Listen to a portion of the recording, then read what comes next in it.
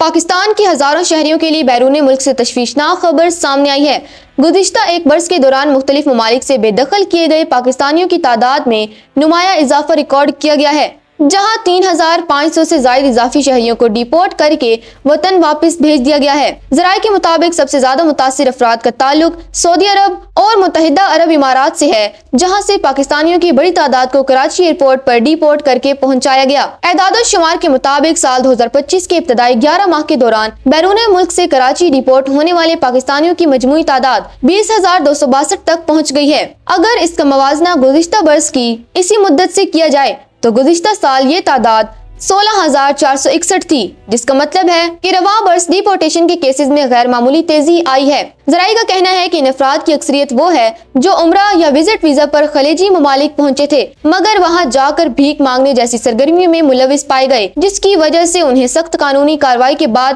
بے دخل کیا گیا۔ ڈیپورٹ ہونے والے افراد میں وہ شہری بھی شامل ہیں جنہوں نے بیرون ملک جانے کے لیے جعلی دستاویز کا سہارا لیا تھا، یا جو وزٹ ویزوں پر خلیجی ممالک پہنچنے کے بعد وہاں سے غیر قانونی طور پر یورپ اور دیگر ترقی یافتہ ممالک میں داخل ہونے کی کوشش کر رہے تھے۔ ان غیر قانونی کوششوں کے باعث نہ صرف ان شہریوں کو جیلوں اور ڈیپورٹیشن سینٹرز کا سامنا کرنا پڑا، بلکہ اس سے بین الاقوامی سطح پر پاکستان کے امیج کو بھی شدید نقصان پہنچ رہا ہے۔ ماہرین کا کہنا ہے کہ بھیک مانگنے کے رجحان اور جعلی دستاویزات کے بڑھتے ہوئے کیسز کے باعث خلیجی ممالک میں پاکستانیوں کے لیے ویزا پالیسیاں مزید سخت ہونے کا خدشہ ہے۔ حکام نے شہریوں کو تنبیہ کی ہے کہ وہ بیرون ملک سفر کے لیے صرف قانونی راستے اختیار کریں، تاکہ وہ اس طرح کی تذلیل اور قانونی پیچیدگیوں سے محفوظ رہ سکیں۔